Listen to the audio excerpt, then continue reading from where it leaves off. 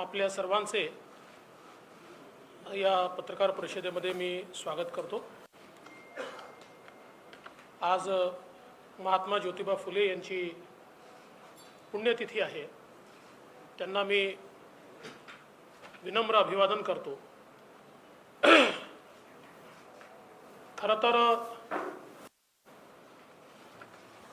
श्री उद्धवजी ठाकरे यांच्या नेतृत्वातील महाआघाडी सरकारला 1 वर्ष पूर्ण झालं आणि त्यांच्या 1 वर्षाच्या कामाची कार्यपुस्तिका ही म्हणजे काल आलेले न्यायालयाचे 2 निर्णय आहेत। खरं म्हणजे श्री अर्णव गोस्वामी असतील किंवा कंगना रणावत असतील, यांच्या सगळ्या विचारांशी आम्ही सहमत नाही, परंतु लोकशाहीमध्ये सरकार विरोधी विचार मांडल्यानंतर ते चिरडून टाकू या वृत्तीशी आम्ही बिलकुलच सहमत नाही। आणि ज्या प्रकारची चपराक या सरकारला काल सर्वोच्च न्यायालयाने आणि उच्च न्यायालयाने या ठिकाणी दिली आहे, यानंतर तरी हे सरकार जागं होईल का की आता सर्वोच्च न्यायालय आणि उच्च न्यायालयाला देखील तुम्ही महाराष्ट्र विरोधी ठरवणार आहात, हा सवाल आता विचारण्याची आवश्यकता आहे। महाराष्ट्रद्रोही असं उच्च न्यायालय आणि सर्वोच्च न्यायालयाला या सरकारने ठरवलं नाही म्हणजे फार चांगलं झालं असं आम्ही समजू। आज आपण बघू शकतो की श्री अर्णव गोस्वामी यांच्या प्रकरणात अतिशय हार्ड हिटिंग अशा प्रकारचा निर्णय हा सर्वोच्च न्यायालयाने दिला आहे। आणि त्यात सर्वोच्च न्यायालय म्हणतं व्यक्ती स्वातंत्र्य ही संविधानातील अतिशय मौल्यवान बाब आहे। एखाद्या व्यक्तीची स्वतंत्रता ही एक दिवस जरी धोक्यात येत असेल तर ती अनेक दिवसांसाठी धोक्यात आली असे म्हणावे लागेल। या पुढचं महत्त्वाचं आहे, अर्णवला यासाठी लक्ष्य करण्यात आले की त्यांनी टीव्हीवर जी मते व्यक्त केली होती ती सरकारी यंत्रणेसाठी अडचणीची होती। फौजदारी कायदे हे कुठल्या व्यक्तीचा निवडून छळ करण्यासाठी शस्त्र म्हणून कधी वापरायचे नसतात। कायदा हा कुठल्याही व्यक्तीला लक्ष्य करण्यासाठी नसतो। या व्यतिरिक्त अनेक गोष्टी या ठिकाणी या निर्णयामध्ये दिलेल्या आहेत, ज्या सरकारच्या कृतीला आणि सरकारच्या डोळ्यामध्ये झणझणीत अंजन घालणाऱ्या अशा प्रकारच्या या सगळ्या बाबी या ठिकाणी आपल्याला पाहायला मिळतात। दुसरं, कंगना रणावत यांचं जे प्रकरण आहे त्यामध्ये देखील महानगरपालिका आणि पर्यायाने राज्य सरकार आणि राज्य सरकारचे नेते यांच्यावर घणाघाती टीका ही या ठिकाणी करण्यात आली आहे। कंगनाच्या घराची तोडफोड करण्याची कृती ही अप्रामाणिक होती, त्यामागचा हेतू चांगला नव्हता। ही कारवाई सुनियोजित स्वरूपाची होती। तिचे ट्विट्स आणि वक्तव्य पाहून ती करण्यात आली। तिच्या घरात कारवाई करण्यात आलेली कारवाई ही अनधिकृत होती। तिला कोणताही कायदेशीर मार्ग वापरता येऊ नये हे सुनिश्चित करण्यात आले। मार्ग असा पत्करण्यात आला की तिच्याकडे कोणताही पर्याय राहू नये आणि जे काही आहे ते स्वीकारण्याशिवाय पर्याय असू नये, फेट अकम्प्ली असा शब्द वापरण्यात आला आहे। एखाद्या व्यक्तीच्या मूलभूत हक्कांचा सन्मान न करण्याचा प्रयत्न अशीच महापालिकेची कारवाई म्हणता येईल। कंगनाला नोटीस जारी करण्यापासून ते बांधकाम पाडण्यापर्यंत संपूर्ण कारवाई अप्रामाणिक आणि अशुद्ध हेतूने होती। म्हणूनच अतिक्रमण पाडण्याचा मुंबई महापालिकेचा आदेश आम्ही रद्द करीत आहोत।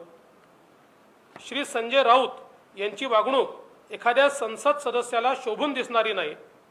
9 मार्चपर्यंत नुकसान किती झाले याची माहिती न्यायालयाला सादर करावी, त्यानुसार आम्ही नुकसान भरपाईचा आदेश पारित करू. म्हणजे आपण हे दोन्ही निर्णय जर बघितले तर अक्षरशः सरकारी तंत्राचा गैरवापर, आणि एवढंच नाही आहे, अनेक RTI कार्यकर्त्यांवर, अनेक जे सोशल मीडियावर ॲक्टिव्ह आहेत अशा लोकांवर सरकारच्या विरोधात बोलाल तर आम्ही तुम्हाला जेलमध्ये टाकू, ही जी दमनकारी नीती आहे ही यातनं स्पष्ट झाली आहे. आणि ती सर्वोच्च न्यायालय आणि उच्च न्यायालयाने देखील या ठिकाणी पूर्णपणे स्पष्ट केली आहे. आणि आमची तर मागणी आहे की आता हे स्पष्ट दोन्ही निकाल आल्यानंतर सरकार कोणावर कारवाई करणार आहे हे सरकारने स्पष्ट केलं पाहिजे. कोणावर कारवाई करणार आहे? गृहमंत्र्यांवर होणार की मुख्यमंत्री याच्याकरता माफी मागणार? अशा प्रकारची कारवाई झाल्याबद्दल ते तर मागणार नाहीत, आम्हाला माहिती आहे. की ज्या अधिकाऱ्यांनी नियमबाह्य जाऊन अशा प्रकारची कारवाई केली त्यांच्यावर कारवाई करणार हे देखील आता या ठिकाणी स्पष्ट झालं पाहिजे. खरं तर महाविकास आघाडीला 1 वर्ष पूर्ण झालं. या एका वर्षामध्ये या सरकारची अचीवमेंट काहीच नाही. खरं तर 1 वर्ष पूर्तीच्या निमित्ताने माननीय मुख्यमंत्र्यांनी सामनाला मुलाखत दिली. अपेक्षा अशी होती की वर्षपूर्तीच्या निमित्ताने मुलाखत असल्यामुळे एका वर्षात आम्ही काय केलं, आमच्यासमोर काय अडचणी आल्या, आम्ही काय अचीव केलं, आता पुढची आमची दिशा काय आहे, कसा आम्ही विकास करणार आहोत, महाराष्ट्रातल्या दीन दलित गोरगरीब आदिवासी शेतकरी शेतमजूर महिला, महाराष्ट्रातली शहरं, महाराष्ट्रातला ग्रामीण भाग, या सगळ्यांच्या बद्दल आमचं विजन काय आहे, आम्हाला कुठे हा महाराष्ट्र न्यायचा आहे, काय नेमकं करायचं आहे, या संदर्भात माननीय मुख्यमंत्र्यांच्या मुलाखतीमध्ये काही दिशा मिळेल अशा प्रकारची अपेक्षा होती. परंतु दुर्दैवाने मुख्यमंत्र्यांची मुलाखत ही केवळ टीका टिप्पणीमध्ये केली. आणि आश्चर्य आहे, महाराष्ट्राच्या इतिहासात इतके धमकावणारे मुख्यमंत्री मी यापूर्वी पाहिले नव्हते. असं कधी होत नव्हतं. म्हणजे मुख्यमंत्री संयमी आहेत असं मी ऐकलं होतं आणि गेल्या 5 वर्षात अनुभवलं होतं. पण मग ते दसऱ्याचं भाषण असो की कालची मुलाखत असो, मुख्यमंत्र्याच्या खुर्चीवर बसणाऱ्या व्यक्तीला शोभणारं वक्तव्य हे त्यांनी केलेलं नाही. हे शोभणारं वक्तव्य नाही आहे.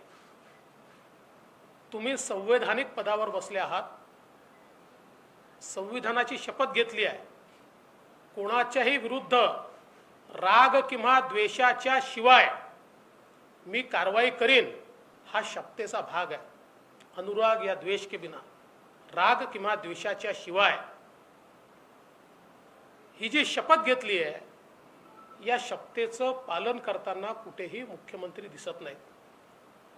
आणि कालच्या मुलाखतीमध्ये विकासावर चर्चा नाही आहे, महाराष्ट्र कुठल्या दिशेला जाईल याच्यावर चर्चा नाही आहे. याच्यामागे हात धुवून लागू, त्याच्यामागे पाय धुवून लागू, याची खिचडी करू, त्याचा खिमा बनवू, हे कुठले शब्द आहेत?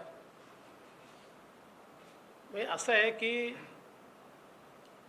अशा प्रकारचं भांडण हे नाक्यावर होतं. हे वर्षपूर्तीच्या निमित्ताने होत नाही. मुख्यमंत्र्यांनी एक गोष्ट लक्षात घेतली पाहिजे की अशा प्रकारे चिरडण्याची भाषा ही ज्यांनी ज्यांनी केली ते फार काळ टिकले नाहीत. आणि ह्या देशात तर लोकशाही आहे. लोकशाहीची मूल्य, एक बरं झालं की त्यांची मुलाखत 1 दिवस आधीच झाली होती. कालच्या जे काही निर्णय आले आहेत त्या निर्णयानंतर जर ही मुलाखत झाली असती तर कदाचित कंटेम्प्ट ऑफ कोर्टच झाला असता.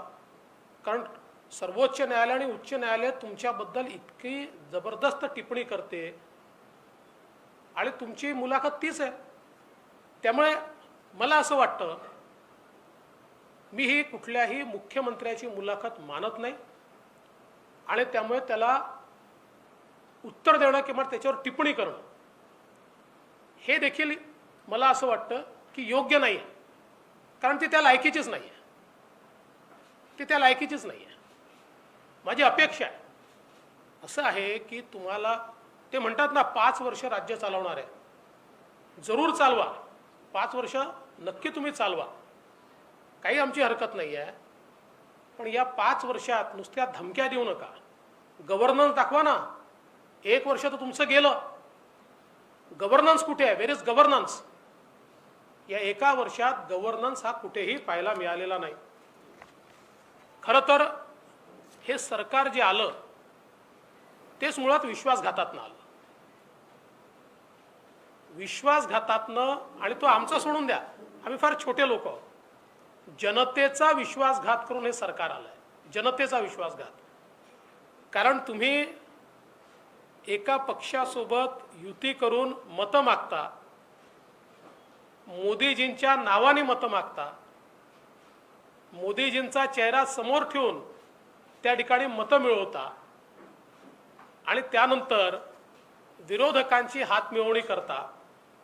आणि म्हणून हे सरकार विश्वासघातातून आलेलं सरकार आहे. आणि आल्यानंतर गेल्या 1 वर्षातली उपलब्धी काय आहे? 1 वर्षातली उपलब्धी यांची केवळ स्थगिती आहे. वेगवेगळ्या विकास कामांना स्थगिती देणं याच्या व्यतिरिक्त दाखवण्यासारखं या सरकारमध्ये काही नाही आहे. आणि आमचं स्पष्ट मत आहे, आरे कारशेड या संदर्भात तर मुंबई भाजपा यातलं सत्य हे मुंबईतल्या प्रत्येक व्यक्तीपर्यंत पोहोचवणार आहे. काही अधिकारी आपल्या फायद्याकरता मुख्यमंत्र्यांचा इगो मसाज करतायत आणि मुख्यमंत्र्यांची दिशाभूल करतायत. आणि त्यातनं आरे कारशेड सारखे निर्णय जे मुंबई विरोधी निर्णय आहेत, मुंबईच्या सामान्य माणसाच्या विरोधातले निर्णय आहेत आणि सर्वोच्च न्यायालयाने दिलेल्या निर्णयाच्या विरोधातले निर्णय आहेत. त्यामुळे या संदर्भात मुंबईतल्या प्रत्येक व्यक्तीपर्यंत याचं सत्य हे आम्ही एका छोट्याशा पुस्तिकेच्या माध्यमातून पाठवणार आहोत. आणि या सरकारने कसं मुंबईकरांना या ठिकाणी मेट्रोपासून दूर ठेवलं ते देखील आम्ही सांगणार आहोत. आता आपण बघा, या ठिकाणी जलयुक्त शिवार स्थगित, सरपंचाची थेट निवडणूक स्थगित, बाजार समित्यांमध्ये शेतकऱ्यांचा मतदानाचा अधिकार स्थगित, शिक्षकांच्या ऑनलाईन बद्द्या स्थगित, सारथी बंद, आरे कारशेड मी सांगितलं. यादी इतकी मोठी आहे, माझ्याकडे 2 पानाची यादी आहे की ज्याच्यावर निव्वळ स्थगिती या सरकारने दिलेली आहे. आणि दुसरीकडे कोरोनाच्या काळामध्ये, कोरोनाच्या हाताळणीमध्ये हे सरकार सपशेल अपयशी झालं. ही तर खरोखर मी असंच म्हणतो की ईश्वराचे आशीर्वादच म्हणावेत की दुसरी वेव ही देशात आणि महाराष्ट्रात काही भागातच दिसते आहे, ती अजून महाराष्ट्रात दिसत नाही आणि ती येऊ नये अशीच आपली इच्छा आहे. पण हे सांगतात की आम्ही महाराष्ट्रात कोरोना थोपवला. देशामध्ये एकूण मृत्यू झाले 1,34,000, त्यातले 46,000 मृत्यू तुमच्याकडे, आणि कोरोना थोपवला. देशातल्या सर्वात जास्त कोरोनाचे पेशंट्स हे महाराष्ट्रात, आणि कोरोना थोपवला. काय अवस्था आपण महाराष्ट्राची आणि मुंबईची बघितली. रस्त्यावर तडफडून मरणारे लोक आम्ही बघितले, एकेका बेडवर मेलेला व्यक्ती आणि पेशंट झोपलेला आम्ही बघितला. 3-3 दिवस लोक मेले पण कोणाला पत्ता नाही आम्ही बघितलं. 7-7 दिवस शौचालयात त्या ठिकाणी डेड बॉडी पडली आहे, कोणी लक्ष द्यायला तयार नाही हे आम्ही बघितलं. कोणाची बॉडी कोणाकडे गेली हे माहिती नाही हे आम्ही या ठिकाणी बघितलं. किती किती किती व्यथा आम्ही या कोरोनाच्या काळात बघितल्या. कुठेही सरकारचं नियंत्रण कोरोनात आम्हाला पाहायला मिळालं नाही. आजही बघा, चाचण्यांच्या संदर्भात आज आम्ही पुन्हा चाचण्या कमी करून टाकल्यात. कशा करता? आम्हाला आकड्यांशी लढायचं आहे की कोरोनाशी लढायचं आहे? आणि सुरुवातीपासून ही स्ट्रॅटेजी राहिली आहे. मी तर या संदर्भात वारंवार, मी आज बोलतो असं नाही, वारंवार केवळ बोललो नाही, या संदर्भातली सगळी माहिती ही मी मुख्यमंत्र्यांपर्यंत पाठवली. ठीक आहे, माझ्या एकाही पत्राला त्यांनी उत्तर दिलं नाही, पण किमान त्याच्यावर जर कारवाई केली असती तरी देखील आम्ही त्यांना धन्यवाद दिले असते. पण कुठलीही कारवाई होताना दिसत नाही. आणि म्हणून कोरोनाच्या काळात आम्ही काम केलं असं म्हणून पाठ थुपटून घेऊ नका. एक निश्चित आहे, कोरोनाच्या काळात प्रचंड मोठा भ्रष्टाचार हा मात्र झालाय आणि तो भ्रष्टाचार आम्ही उघड करणार आहोत. अक्षरशः कोरोनाच्या नावाने जी काही लूट या ठिकाणी झाली आहे ती आम्ही निश्चितपणे समोर आणणार आहोत. आज आपण बघा, राज्यामध्ये गेल्या वर्षभरात शेतकऱ्यांसमोर प्रचंड प्रश्न आले. विदर्भामध्ये पूर आला, कोकणामध्ये निसर्ग चक्रीवादळ आलं, पश्चिम महाराष्ट्रामध्ये, मराठवाड्यात आणि उत्तर महाराष्ट्रात अतिवृष्टी झाली, महाराष्ट्रातल्या कानाकोपऱ्यातला शेतकरी पूर्ण उद्ध्वस्त झाला. वचनपूर्ती मुख्यमंत्री पदाकरता न दिलेलं वचन लक्षात आहे, पण शेतकऱ्याला आपण स्वतः बांधावर जाऊन दिलेलं वचन मात्र हे विसरले. 50,000 देऊ, 25,000 देऊ, दिलं होतं ना वचन. मुख्यमंत्री पदाचं वचन आम्हाला दिलं होतं हे रोज सांगितलं जातं, पण तुम्ही शेतकऱ्याला दिलेल्या वचनाचं काय, याचं उत्तर कोण देणार? आणि ते सोडून द्या, आजही तुम्ही मदत केलेली, तुम्ही जाहीर केलेली मदत देखील, तोकडी मदत देखील शेतकऱ्याला मिळालेली नाही. मी आता पुन्हा जवळजवळ अर्ध्या महाराष्ट्राचा दौरा करून आलो. या पदवीधर मतदारसंघाच्या निवडणुकीच्या आणि इतर अनुषंगाने विदर्भापासनं, मराठवाड्यापासनं तर पश्चिम महाराष्ट्रापर्यंत सगळा दौरा मी केला. आणि सगळीकडे एकच प्रश्न मी विचारत होतो, मदत मिळाली का? कुठेही मदत मिळालेली नाही, कुठेही नाही. आणि आज ज्या प्रकारे म्हणजे एकीकडे शेतकऱ्याला मदत नाही, दुसरीकडे जे उगवलं, आता बोंडअळीमुळे कापूस गेलाय, अतिवृष्टीनंतर खोडकिडीमुळे सोयाबीन गेलाय, याच्याकडे मात्र सपशेल दुर्लक्ष आहे. याचा तर पंचनामाही नाही आहे. म्हणजे पावसानंतर हे जे काही कापूस आणि सोयाबीन गेलाय त्याचा पंचनामाही नाही आहे. आमची मागणी आहे, धानाच्या शेतकऱ्याला बोनसची घोषणा आली, आम्ही स्वागत करतो, आम्हाला आनंद आहे. पण त्याच वेळी हा जो कापसाचा शेतकरी आहे, सोयाबीनचा शेतकरी आहे, ज्याला अक्षरशः आज रस्त्यावर येण्याची त्याची परिस्थिती झाली आहे, त्यालाही तात्काळ सरकारने बोनस घोषित केला पाहिजे, मदत घोषित केली पाहिजे आणि त्याला सावरलं पाहिजे. एवढंच नाही, माननीय मुख्यमंत्र्यांनी घोषणा केली, पिकेल ते विकेल. जे पिकलंच नाही, पण जे पिकलं तेही विकायची व्यवस्था नाहीये. म्हणजे जो कापूस राहिला त्याच्या खरेदीची व्यवस्था नाहीये, सोयाबीनच्या खरेदीची व्यवस्था नाहीये, मागच्याही खरीप आणि रबीची खरेदी हे सरकार करू शकलं नाही. आताही कुठलीही खरेदीची व्यवस्था या सरकारने केलेली नाही. आणि जे कोरोनाच्या काळात छोटे छोटे घटक आहेत, 12 बलुतेदार आहेत, फुटपाथ दुकानदार आहेत, ऑटो रिक्षा टॅक्सीवाले आहेत, वेगवेगळे कामं करणारे आहेत, या कोणाही करता एका नव्या पैशाचं पॅकेज या सरकारने दिलेलं नाही, कोणालाही मदत केली नाही. कोरोनाच्या काळात या सरकारच्या वतीनं कोणालाही कुठलीही मदत झाल्याचं आपल्याला पाहायला मिळालं. मराठा आरक्षणाच्या संदर्भात या सरकारने अभूतपूर्व घोळ घातला.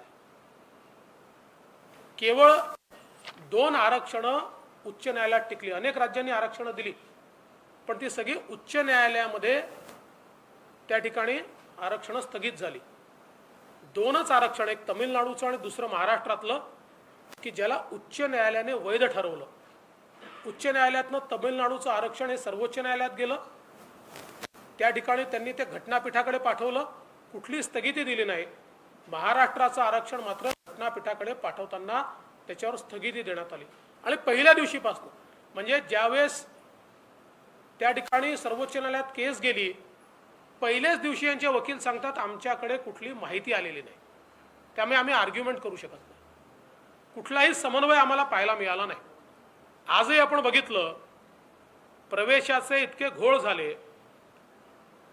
स्थगिती काढण्याकरता या सरकारनं माहिती असून हे तत्व आहे की ज्यांनी स्थगिती देऊन ज्या पीठाने घटनापीठाकडे पाठवण्याचा निर्णय केला आहे त्यांच्यापुढे स्थगिती उचलण्याकरता जाता येत नाही, त्यांना तो अधिकार नाही. हे माहिती असताना त्यांच्यापुढेच अर्ज केला, 1 महिना वाट पाहिली आणि मग लागण्याच्या 1 दिवस आधी यांनी स्टेटमेंट केलं की यांच्यापुढे आम्हाला मंजूर नाही. अरे मंजूर नाही का? त्यांना अधिकारच नाही आहे. आणि आताही घटनापीठाच्या संदर्भात कुठेही सरकार गंभीर दिसत नाही, कुठलाही सरकारचा प्रयत्न दिसत नाही. केवळ वेळ काढू धोरण आहे. आणि दुर्दैवाने पुन्हा सांगतो, आम्ही तर ज्यावेळेस मराठा आरक्षणाचा कायदा केला त्या कायद्यात आम्ही ओबीसी आरक्षणाला कायदेशीर संरक्षण दिलंय. त्यामुळे या राज्यामध्ये ओबीसी आरक्षणाला राज्याच्या विधानसभेने त्या कायद्याच्या माध्यमातून पूर्णपणे संरक्षण दिलंय. अशा परिस्थितीत सत्ता पक्षातलेच काही नेते या बाजूने आणि त्या बाजूने जाणीवपूर्वक या ठिकाणी स्टेटमेंट्स देऊन मराठा समाज आणि ओबीसी समाजाला अमोरासमोर आणण्याचा प्रयत्न, ओबीसी समाजामध्ये घबराट तयार करण्याचा प्रयत्न. कुठल्याही परिस्थितीत ओबीसी समाजाच्या आरक्षणाला धक्का लागूच शकत नाही, तो कोणी सहन देखील करणार नाही. पण सत्ता पक्षात नाही होत आहे, याचा अर्थ नेमका काय आहे? आपल्या ज्या असफलता आहे, आपले जे फेलियर्स आहेत, हे लपवण्याकरता अशा प्रकारची नीती करणं हे योग्य नाही आहे. यातनं महाराष्ट्रात समाज एकमेकाच्या समोर येतात आणि महाराष्ट्रामध्ये त्यातनं अतिशय चुकीची अशा प्रकारची परिस्थिती आपल्याला या ठिकाणी पाहायला मिळत आहे.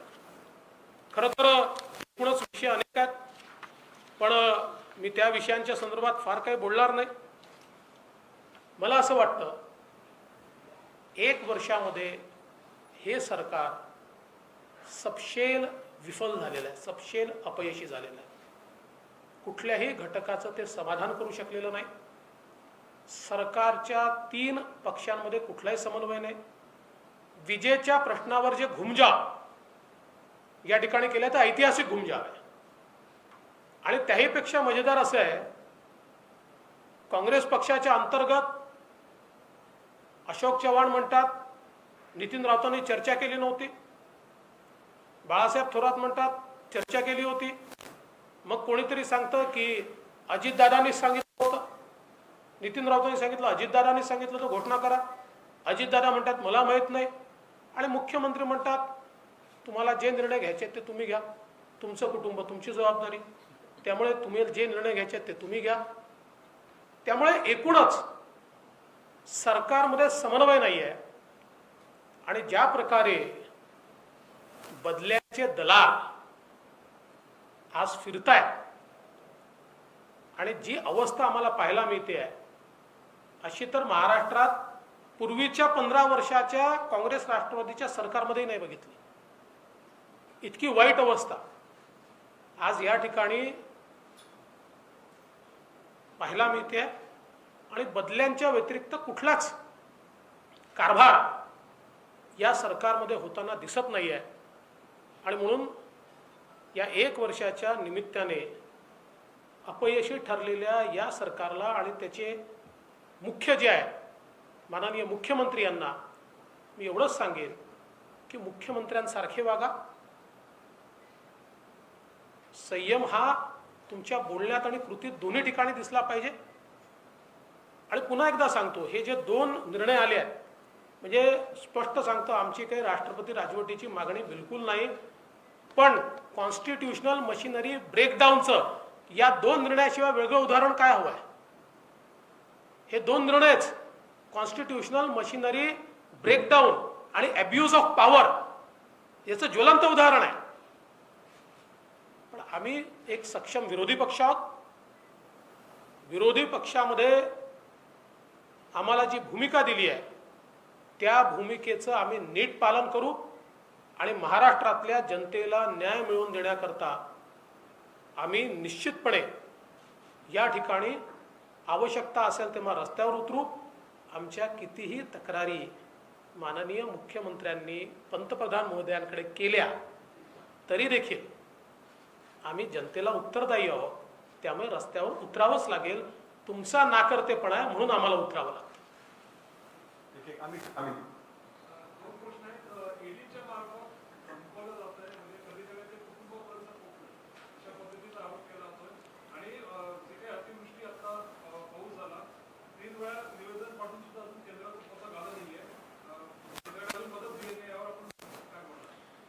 माझी आपल्याला विनंती आहे की पत्रकारांनी देखील पूर्ण माहिती घेऊन त्या ठिकाणी प्रश्न, म्हणजे माझा तुमच्यावर काही रोष नाही आहे, पण सरकारच्या वतीनं जे सांगितलं होतं ते सत्य नाही आहे. सरकारच्या वतीनं हे पत्र पाठवतात, पत्र नाही पाठवावं लागत, मेमोरँडम जावं लागतं आणि मेमोरँडम गेल्यानंतर तुम्हाला त्या ठिकाणी मदत मिळते. त्यामुळे इथे ज्या मंत्र्याच्या मनात येईल तो ते बोलतो आणि दुर्दैवाने तेच दाखवलं जातं. कोणी क्रॉस क्वेश्चन विचारत नाही, दाखवा तुमचं मेमोरँडम कितीचं गेलाय, ते कधी गेलाय, ते कसं तुम्ही पाठवलं, याबद्दल कधी कोणी विचारत नाही.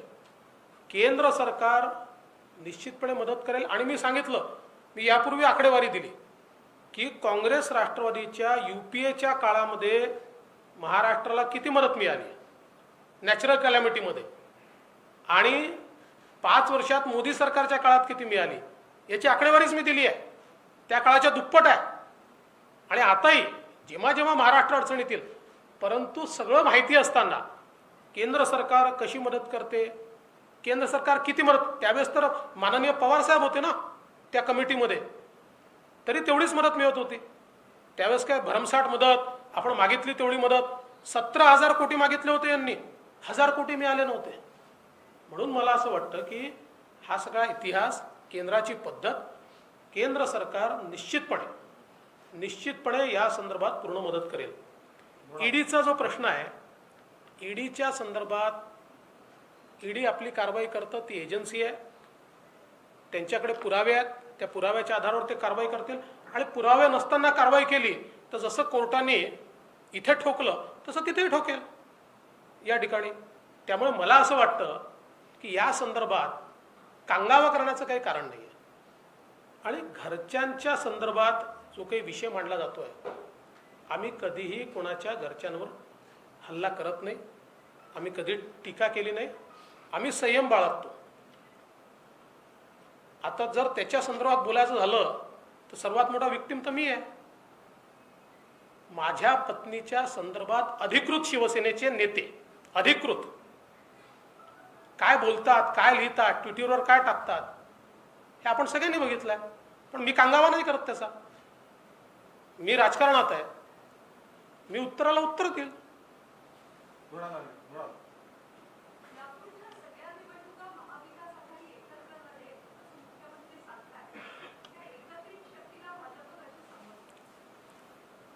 ते कितीही एकत्र आले तरी शेवटी जनतेला या ठिकाणी त्यांचं सरकार कसं चाललंय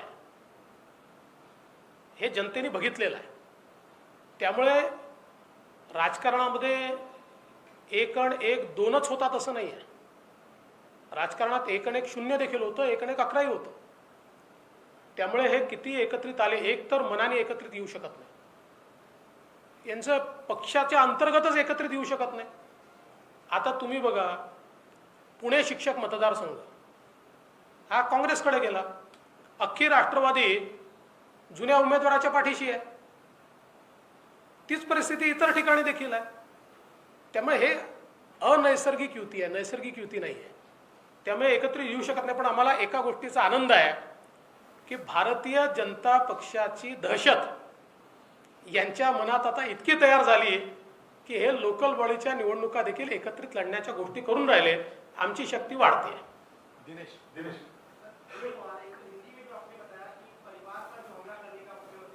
मैं हिंदी में वापस बोलूंगा, पूरा बोल देता हूँ.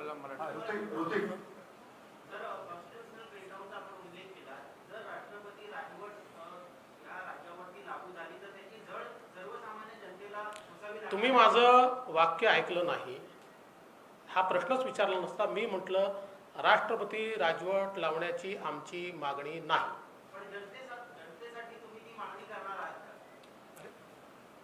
मी ऑलरेडी सांगितलंय की this qualifies about constitutional breakdown and abuse of power, पण आमची ती मागणी नाही. राहुल सर, वर्षभरात एकंदरीत सगळं महाविकास आघाडीचे काय निर्णय असतील बघितलं तर पवारांची भूमिका म्हणजे शरद पवारांची भूमिका ही काय कन्फ्युजिंग राहिली आहे. काही चांगलं होत असेल तर त्याचं क्रेडिट राष्ट्रवादीला कसं मिळेल किंवा पक्ष मानधनी या सगळ्यावर. तर एकंदरीत ह्या वर्षभरात तुम्ही कसं बघताय या तिन्ही पक्षांमध्ये सर्वाधिक जास्त नुकसान जर कोणाचं झालं असेल तर तुम्ही कसं बघताय? नुकसान कोणाचं झालं हे त्यांनी ठरवायचं आहे. राजकीय पण सगळ्यात जास्त नुकसान या तीन पक्षाच्या कारभारामध्ये महाराष्ट्राचं झालंय, महाराष्ट्राच्या जनतेचं झालंय. आणि पवार साहेब हे अत्यंत मातब्बर नेते आहेत. या संपूर्ण तीन पक्षीय युतीचा उपयोग आपला पक्ष वाढवण्याकरता कसा करायचा हे त्यांना नीट माहिती आहे. त्यामुळे ते योग्य तो उपयोग करतायत. मला वाटतं सगळे प्रश्न झाले. एक फक्त हिंदी. कोण? सर, कोविड की जो आपने बात की तो आपने ऐसे कुछ सजेशन दिए थे कि जिनको भी एज अ रिस्पॉन्सिबल ऑपोजिशन क्या आपने ऐसे सजेशन दिए थे कि आपने अलग क्या किया होता या फिर जैसे आपने बोला कि कोविड के टाइम पे पूरा ही फेल हो गया गवर्नमेंट, तो ऐसा क्या अलग कर सकते थे और आपने ऐसे क्या सजेशन दिए थे? देखिए, मैंने उस वक्त जो आवश्यक थे मैंने केवल कोविड के ऊपर 100 से ज़्यादा सजेशन दिए, पत्र दिए हैं 100 से ज़्यादा.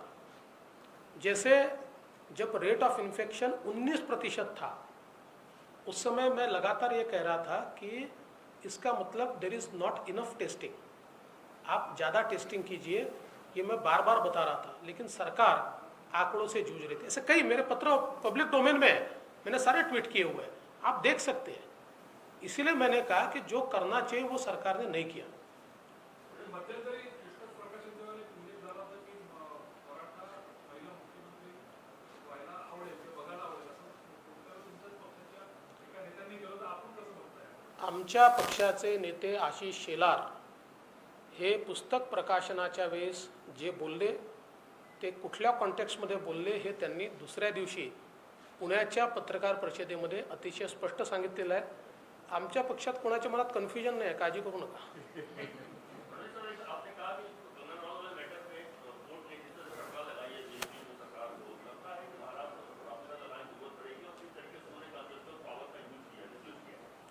देखिए, कुल मिलाकर दोनों मतलब सुप्रीम कोर्ट का जजमेंट और हाई कोर्ट का जजमेंट, ये दोनों हम देखें तो क्वालिफाई करता है एब्यूज ऑफ पावर और एक प्रकार से क्वालिफाई भी करता है कि कॉन्स्टिट्यूशनल मशीनरी का ब्रेकडाउन है.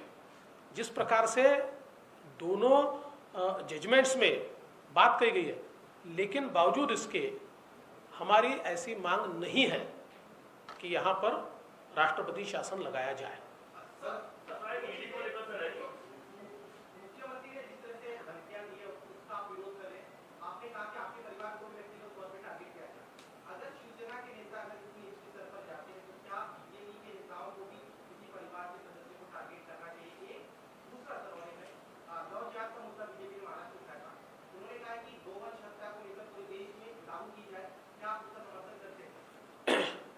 देखिए, पहली बात तो यह है कि भारतीय जनता पार्टी ये मानती है कि व्यक्तिगत रूप से किसी के भी परिवार को टारगेट नहीं किया जाना चाहिए. लेकिन परिवार से अगर कोई राजनीति में है तो उसके ऊपर राजनीतिक प्रश्न तो उठाए जाएंगे, व्यक्तिगत प्रश्न नहीं उठाए जा सकते। लेकिन परिवार के जो लोग राजनीति में नहीं है, साधारणतः अगर वो कोई बहुत क्रिमिनल एक्ट करते तो अलग बात है, अदरवाइज उनको टारगेट करना ये बिल्कुल गलत है और ऐसा हमारे यहाँ कभी होता नहीं है। दूसरा, गो हत्या बंदी कानून ये जो महाराष्ट्र में हमने भी बनाया, देखिए directive principles of state policy में संविधान में ये कहा गया है कि राज्य गोहत्या का कानून बनाएंगे। ये राज्य की जिम्मेदारी है, जिन राज्यों को लगता है उन राज्यों ने उसको बनाया है। और मुझे आश्चर्य लगता है, देखिए परिस्थितियां कैसी बदली कि आजकल संजय राउत साहब कहते बिहार कानून बनाएगा तो महाराष्ट्र कानून बनाएगा, और मुख्यमंत्री जी कहते कि बंगाल ने जो किया वो हम करेंगे। तब बिहार और बंगाल का फॉलो करना पड़ेगा महाराष्ट्र को, तो ये तो बड़ी महाराष्ट्र की शान बढ़ रही है भाई साहब। तर काल उद्धव ठाकरेंनी म्हणजे एकंदरीत वर्षभरातली शिवसेनेची बदलली भूमिका, जसं की लव जिहादचा कायदा युपीमध्ये होतोय, एमपीमध्ये होतोय, काल त्यांनी असं म्हटलं की भाजपचं हिंदुत्व आता बदललंय। एकंदरीत शिवसेनेची आतापर्यंतची भूमिका आणि या सगळ्या संदर्भात कसं बघताय? भाजपचं हिंदुत्व बदललेलं नाही, तुम्ही हिंदुत्व सोडलाय। आणि काय शब्द आहे हो, हिंदुत्व काय धोतर आहे का सोडण्याकरता? असं हिंदुत्वाबद्दल बोलू शकता? आणि मग हिंदुत्व जर धमन्यांमध्ये वाहतं तर स्वातंत्र्यवीर सावरकरांना रोज शिव्या देणारे आणि तुमच्या सत्तेत असताना या महाराष्ट्रामध्ये त्यांच्या विरुद्ध लिहून अतिशय खालच्या स्तरात त्यांच्याबद्दल लिखाण करणारे त्यांच्या मांडीला मांडी लावून बसताय, हे तुमच्या धमन्यातलं हिंदुत्व। गुपकर सोबत जी काँग्रेस गेली त्या ठिकाणी काय त्यांचा अजेंडा आहे?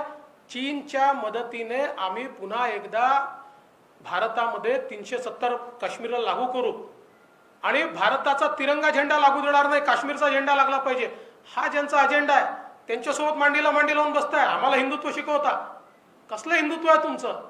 हिंदुत्व तुम्ही सोडलाय। सर, इन उनसे कभी ऑप्शन रहा या आप कभी ऐसा कुछ सोच सकते हैं कि एनसीपी या शिवसेना के साथ सरकार बना सकते हैं? राजनीति में ऐसे ऑप्शंस पे विचार नहीं किया जाता। सर, आपने सामने वाले इंटरव्यू में आप बोलिए, सामने वाले तरीके से आपने कहा कि देखिए इस सरकार को 1 साल पूरा हुआ और 1 साल की इस सरकार की उपलब्धि अगर कुछ होगी तो हमारी सरकार ने शुरू किए हुए कामों को स्टे देना। इसके सिवाय इस सरकार ने 1 साल में कोई काम नहीं किया। आज किसानों के ऊपर बहुत बड़ा संकट है।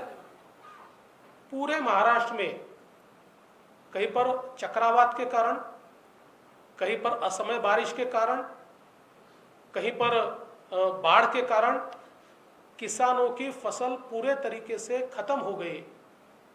जो मुख्यमंत्री जी कहते थे हमको मुख्यमंत्री बनाने का वचन दिया, वो वचन तो उनको याद रहा, लेकिन उन्होंने किसानों तक जाकर जो वचन दिया था कि आपको 50,000 रुपये और 25,000 रुपये हेक्टेरी हम मदद करेंगे, वो वचन मुख्यमंत्री भूल गए और किसानों को हाशिए पे छोड़ दिया गया।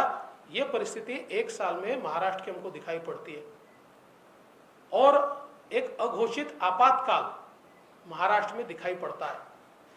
जिस प्रकार से कल 2 जजमेंट्स ये हमने देखे, सुप्रीम कोर्ट का जजमेंट अर्णब गोस्वामी के मामले में और हाई कोर्ट का जजमेंट कंगना रनावत के मामले में, भले ही हम भी इन दोनों व्यक्तियों के सारे स्टेटमेंट्स का समर्थन नहीं करते, लेकिन जिस प्रकार से लोकतंत्र को समाप्त करके इनको टारगेट किया गया, इसका समर्थन नहीं किया जा सकता। हम इसकी भर्त्सना करते हैं और सुप्रीम कोर्ट ने आईना दिखाया है सरकार को। जिस प्रकार से अर्णब गोस्वामी इनके केस में सुप्रीम कोर्ट कहता है चूंकि उन्होंने सरकार के विरोध में भूमिका ली इसलिए उनको टारगेट किया गया।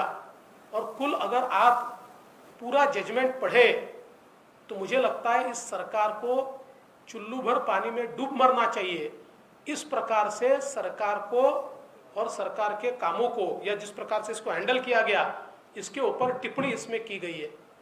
इतना ही नहीं, कंगना रनौत का जो घर तोड़ा गया उसके भी संदर्भ में बिल्कुल सिलसिलेवार हाईकोर्ट ने कैसे कैसे घटनाएं घटी और कैसे केवल कंगना ने सरकार के खिलाफ ट्वीट किए या भूमिका ली या वो बोली, इसके लिए उनका घर तोड़ा गया। घर तोड़ना कैसे इलीगल था, कैसे जानबूझकर उनको किसी कोर्ट में जाने का अवसर न मिले, इस प्रकार से इस घर को तोड़ा गया, ऐसी सारी चीजें सिलसिलेवार लिखी है। और साथ साथ शिवसेना के नेता श्री संजय राउत, इनके बारे में भी टिप्पणी इसमें की गई है कि एक सांसद होते हुए इस प्रकार का उनका व्यवहार अशोभनीय है। और महानगर पालिका ने जिस प्रकार से बिल्कुल विंडिक्टिव कार्रवाई की, उसके ऊपर भी इसमें बहुत कड़े शब्दों में प्रहार किया गया है। तो मुझे लगता है कि एक साल में इस सरकार का व्यवहार और बर्ताव, इसका कच्चा चिट्ठा या इसका एक जो हम कह सकते हैं इसका एक किताब, केवल ये 2 जजमेंट से हमारे सामने आता है। और इतना ही नहीं, तो अलग अलग प्रेस के लोगों पर, मेरे पास तो लिस्ट है, कितने पत्रकारों के ऊपर कार्रवाई की गई, इसकी लिस्ट मेरे पास है, कितने सोशल मीडिया एक्टिविस्ट के ऊपर कार्रवाई की गई। तो एक अघोषित आपातकाल, सरकार के खिलाफ बोलोगे तो जेल में जाना पड़ेगा। और मुझे ऐसा लगता है कि लोकतंत्र की हत्या एक प्रकार से इस सरकार के माध्यम से की गई। सबसे महत्वपूर्ण बात यह है कि 1 साल पूरा होने पर माननीय मुख्यमंत्री उद्धव ठाकरे जी ने एक सामना को इंटरव्यू दिया। हम ये अपेक्षा करते थे कि पिछले 1 सालों में हमारे सामने क्या चुनौतियां आई, उन चुनौतियों को हमने कैसे पूरा किया, 1 साल की हमारे अचीवमेंट क्या है और आने वाले 4 साल का हमारा रोड मैप क्या है, किस प्रकार से महाराष्ट्र को हम विकास की ओर ले जाना चाहते हैं। ऐसी सारी चीजें इस इंटरव्यू में वो बताएंगे, क्योंकि मैं भी मुख्यमंत्री था, मेरे पहले भी थे, अलग अलग राज्यों के मुख्यमंत्री मैंने देखे। जब उनका 1 साल पूरा होता है या कोई भी साल पूरा होता है, तो इस प्रकार से वो क्या किया ये बताते हैं और क्या करेंगे ये बताते हैं। परंतु हमारे मुख्यमंत्री जी का इंटरव्यू पहले से लेकर आखिर तक केवल धमकियां देने में समाप्त हो गया। वो केवल धमकियां दे रहे थे, विरोधकों को दे रहे थे, अन्य लोगों को दे रहे थे। मुझे बड़ा आश्चर्य लगता है, मुख्यमंत्री की कुर्सी पर जब आप बैठते हो तो आप जो शपथ लेते हो, शपथ में शब्द है अनुराग या द्वेष के बिना, ऐसा एक शब्द है।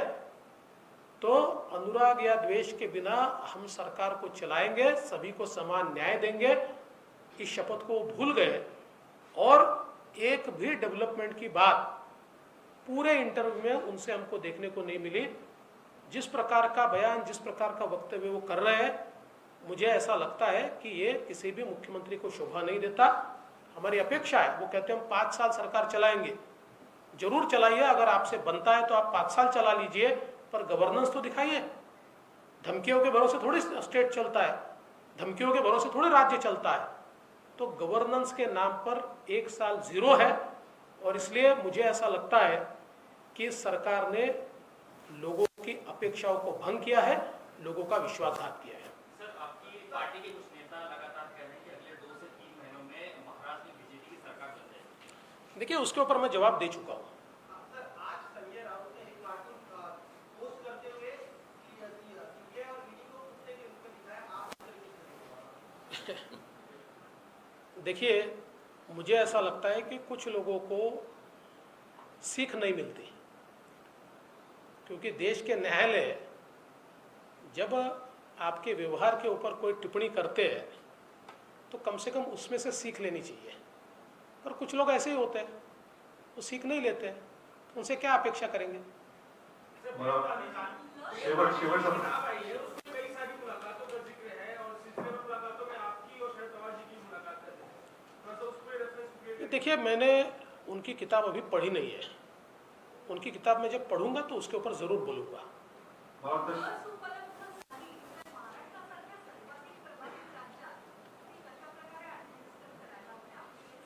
नाही, मला असं वाटतं की एक त्याची नॅशनल स्ट्रॅटेजी बनते आहे आणि त्या नॅशनल स्ट्रॅटेजीच्या अंतर्गत कुठले घटक पहिले, कुठले घटक नंतर असं एक त्याची जी स्ट्रॅटेजी आहे त्या स्ट्रॅटेजीप्रमाणे या ठिकाणी ती जी काही लसीकरण आहे ते होणार आहे.